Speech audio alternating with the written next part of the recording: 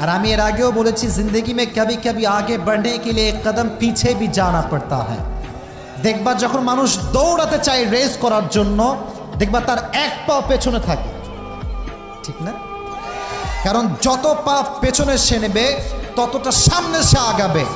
অতএব আজ থেকে আমাদের শিক্ষা হচ্ছে এইটা, ঠকে গেলে ঠেকে যাওয়া যাবে না, এমন একটা সফলতার চূড়ান্ত পর্যায়ে পৌঁছাতে হবে আজ যে তোমাকে ঠকাচ্ছে আগামী দিনে সে তোমাকে স্যালুট করতে বাধ্য হয়ে যায়, ঠিক না? তাহলে আবেগেও পা দেওয়া যাবে না, মায়াতেও পা দেওয়া যাবে না। রাজি আছো তো ইনশাআল্লাহ? একটু কন্ট্রোল করো, একটু কন্ট্রোল করো। সেম কালারে আরো সুন্দর জিনিস অপেক্ষা করছে। কথার সাইজ বোঝা যায়, কালার সেম কিন্তু কোয়ালিটি ভালো। এটা দামে কম মানে ভালো, কাকুলি ফার্নিচার নয়।